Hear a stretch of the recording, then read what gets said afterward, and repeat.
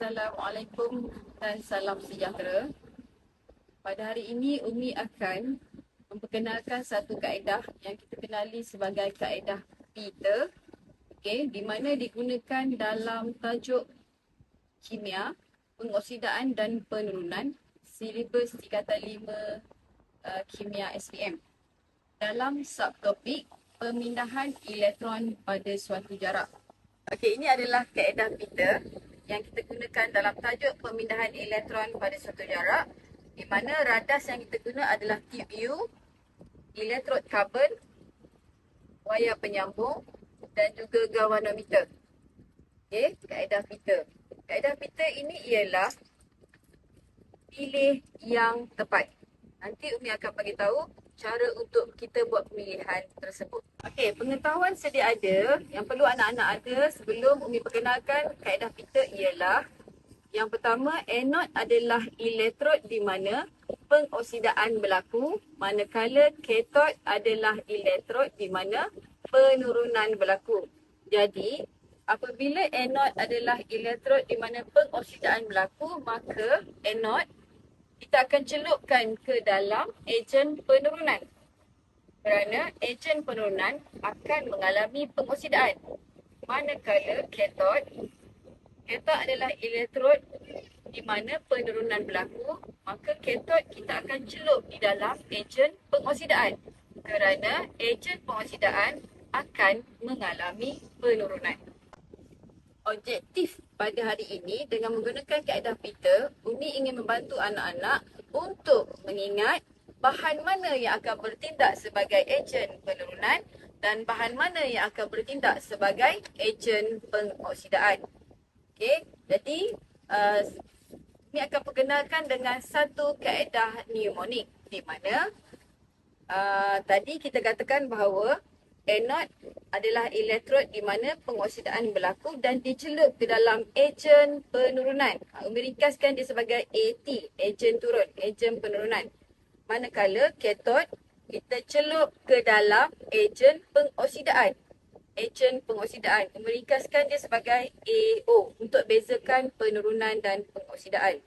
Maka dekat sini kita akan ada AAT, KAO.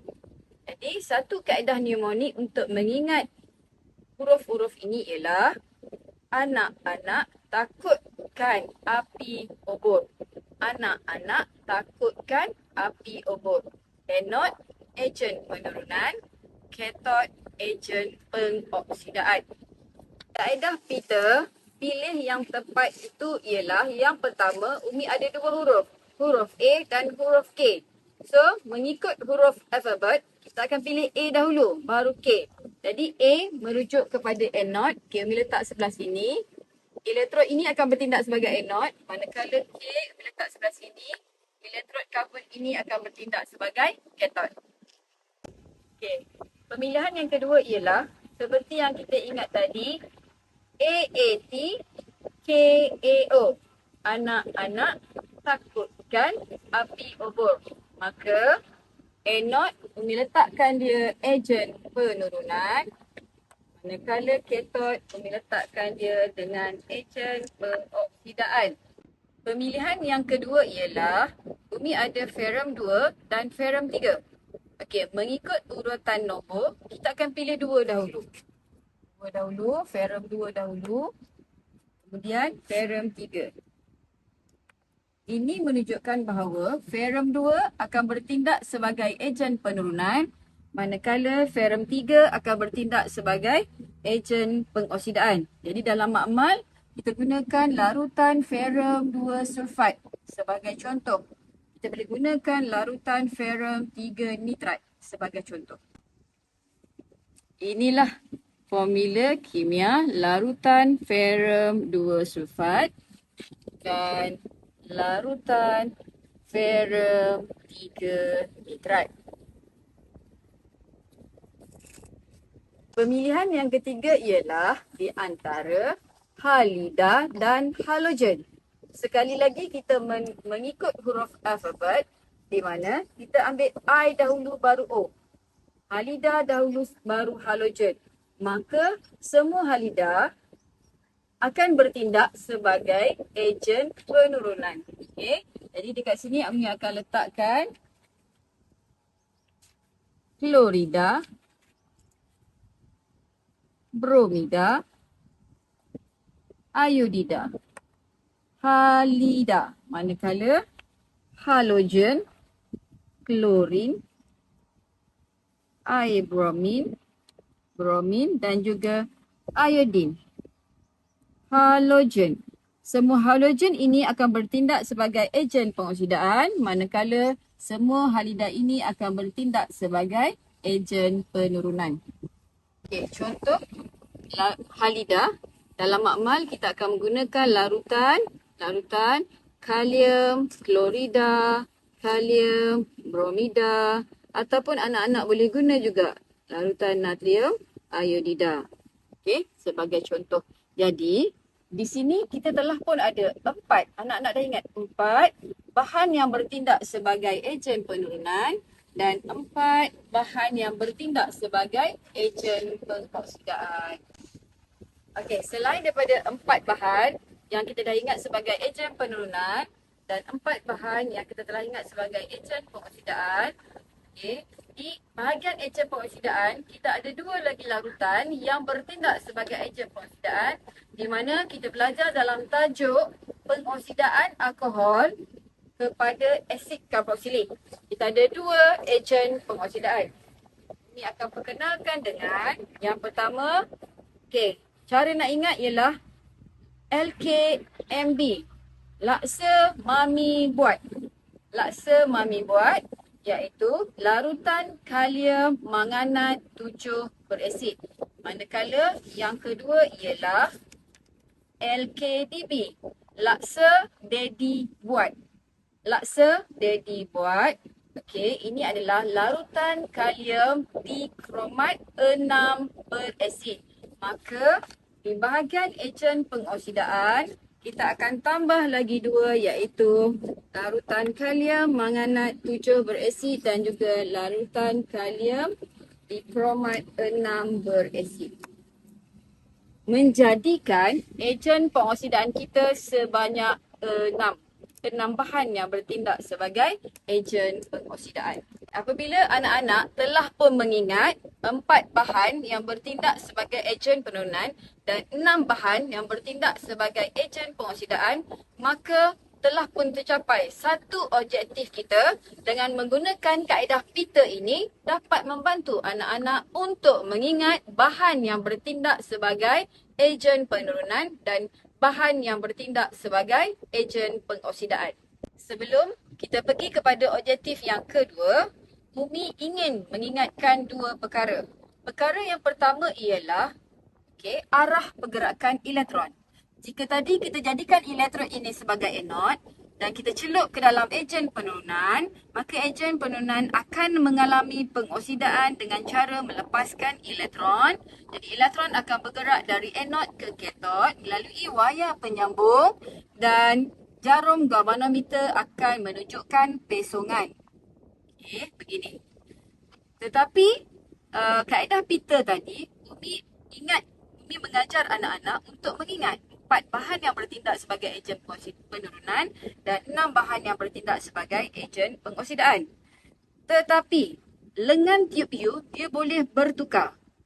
Okey, sekiranya kita tukar, elektron ini bertindak sebagai anod dan kita celup dalam ejen penurunan, maka elektron akan bergerak dari anod ke katod dan jarum galvanometer akan menunjukkan pesongan begini. Sekarang, Umi akan masuk kepada objektif yang kedua iaitu menulis setengah persamaan dengan betul. Sekarang, ferrum 2 bertindak sebagai ejen penurunan. Okey. Dan sekiranya kita letak ferrum 2, dia akan bertukar menjadi ferrum 3. Okey. Ferrum 2 bertukar menjadi ferrum 3 dengan cara kita kena seimbangkan cas dia dengan cara kita membuangkan elektron. Okey, kita buang elektron.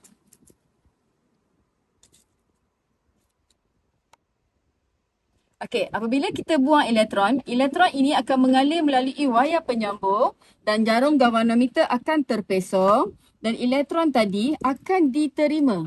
Elektron tadi akan diterima oleh katod. Okey, sebagai contoh katod, kita letakkan ferrum 3. Kita letak ferrum 3. Ferrum 3 akan menjadi ferrum 2. Kita seimbangkan cas dia. Jadi ferrum 3 tadi, dia akan menerima elektron tadi. Dia akan menerima elektron tadi. Dia akan terima elektron yang dibuang oleh ferrum 2 tadi. Dan ferrum 3 akan menerima elektron membentuk ferrum 2. Jadi ini adalah setengah persamaan yang berlaku di anod.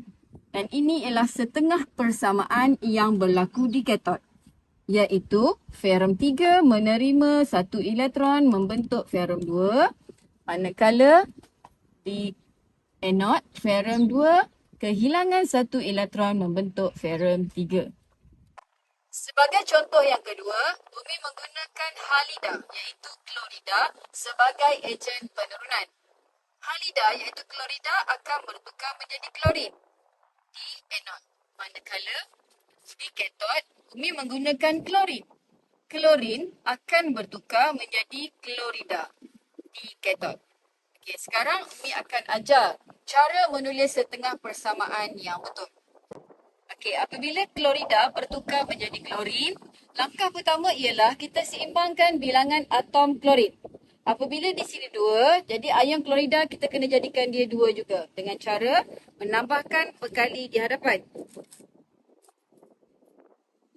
Okey, turunkan sama macam tadi. Klorida bertukar menjadi klorin.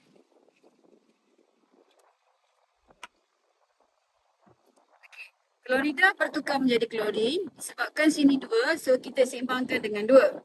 Okey, anod akan kehilangan elektron. Maksudnya klorida akan kehilangan elektron. Jadi kehilangan elektron. Okey.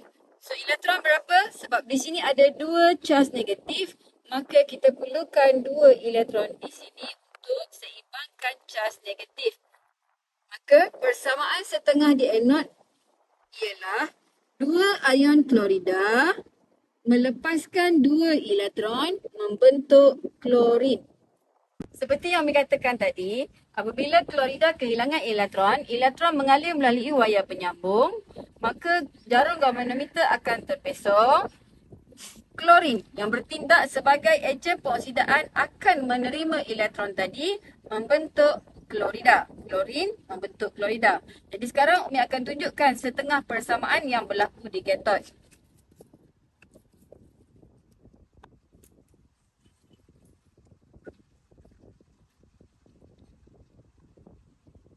Klorin akan menjadi klorida. So langkah pertama ialah kita seimbangkan bilangan atom klorin.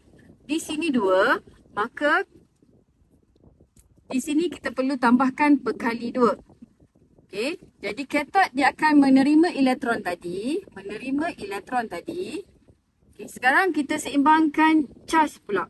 Apabila di sini 2 negatif, maka di sini klorin perlu menerima 2 elektron untuk membentuk 2 ion klorida. Jadi setengah persamaan penurunan di katod ialah klorin akan menerima 2 elektron membentuk 2 ion klorida.